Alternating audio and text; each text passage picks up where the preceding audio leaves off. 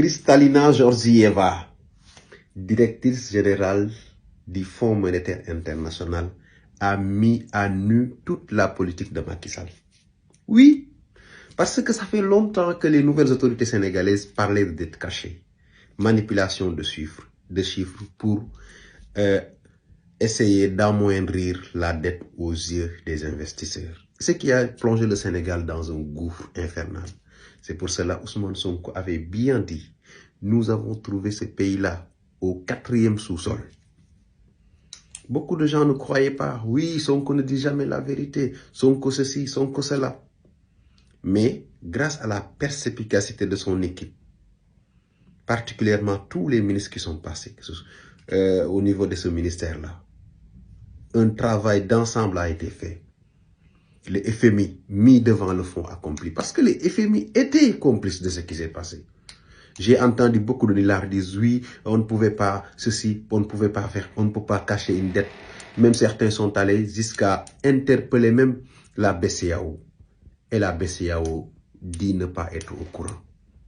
Oui, parce que ce soit la BCEAO, Banque centrale des États de l'Afrique de l'Ouest ou le FMI, chacun cherchait à se dédouaner parce qu'ils n'ont pas fait leur travail.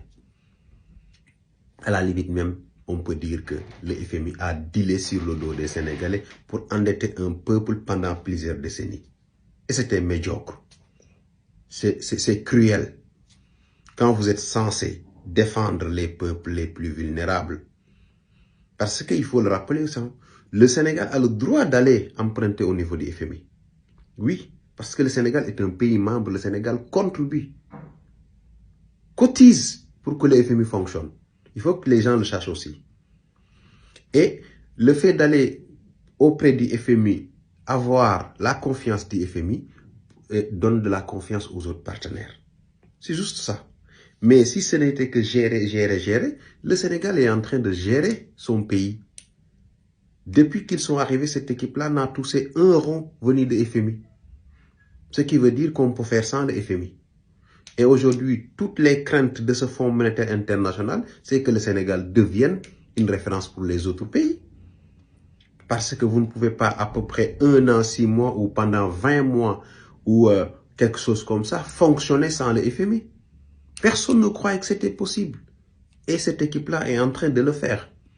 Donc, aujourd'hui, le FMI, mis devant le fait accompli avec des preuves à l'appui, a fini par accepter, avouer, de dire qu'en réalité, Macky Sall et son gouvernement avaient bel et bien manipulé des chiffres. Parce qu'ils ne peuvent pas dire d'être cachés. Mais c'est une manipulation de chiffres parce que l'objectif de la manipulation, c'est que quand tu dois ici mettre un 2, tu mets un 3. Quand tu dois mettre un 10, tu mets un 7. C'est ça une manipulation. C'est juste cacher une dette pour éviter que l'état réel de la dette soit connu. L'élément réel, la hauteur réelle de la dette.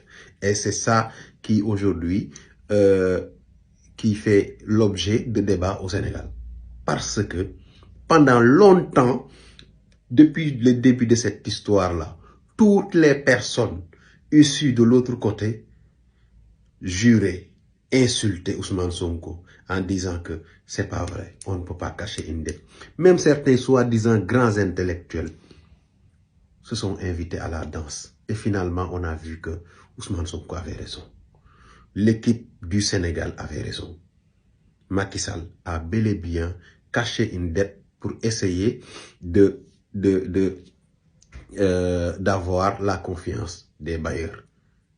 Maintenant, il y a des gens beaucoup plus malhonnêtes qui disaient que, en réalité, Ousmane Sonko, cette équipe-là, ne devait pas parler de la dette. C'est-à-dire, ils auraient conseillé à l'équipe du Sénégal de mentir pour continuer à avoir une belle image. Vous ne pouvez pas construire quelque chose de solide sur du mensonge. Je pense que c'est ça que vous devez connaître.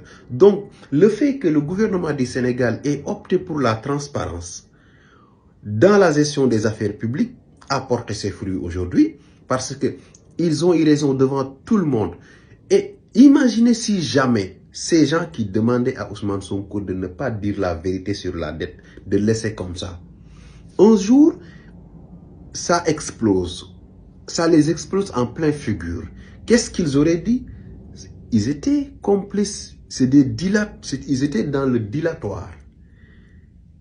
Malheureusement pour eux, en face, ils avaient une équipe futée qui ont conscience qu'en réalité, on ne peut rien bâtir de solide sur du mensonge. C'est pour cela qu'ils ont opté pour la transparence. Peu importe les conséquences, que ce soit au niveau économique, politique ou judiciaire, ils ont opté pour la transparence. Dire la vérité aux Sénégalais, dire la vérité aux partenaires et dire que ce soit des partenaires internationaux ou des partenaires nationaux.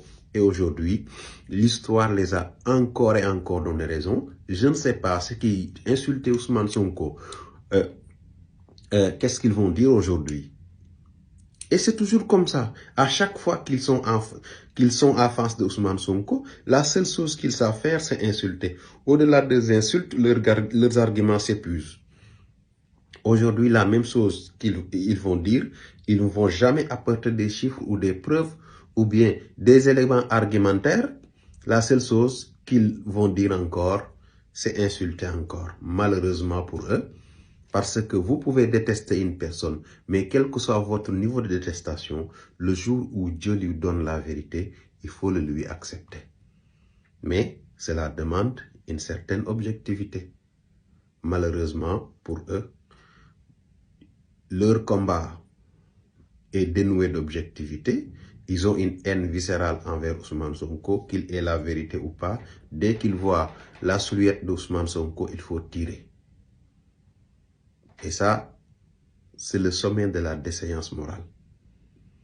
Toutes ces personnes qui insultent Ousmane Sonko matin, midi et soir parce qu'ils le détestent, sans raison, et à chaque fois qu'ils l'insultent, vous les demandez des arguments, ils vous répondent encore par des insultes, ils doivent savoir qu'actuellement là où je vous parle, ils ont atteint le sommet de la déchéance morale d'un être humain.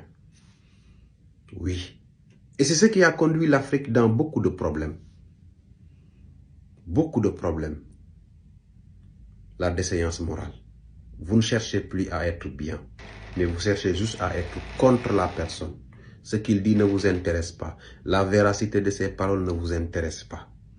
Tout ce qui vous intéresse, c'est comment prouver à la face du monde que cette personne-là est un menteur, même s'il dit la vérité. C'est à ce niveau-là qu'on est arrivé aujourd'hui avec les opposants d'Ousmane Sonko. Donc, malheureusement pour eux, ils doivent s'autocritiquer et ils doivent aller voir, je ne sais pas qui peut soigner leur maladie, mais en tout cas, ce que je sais, c'est que c'est des gens qui sont malades.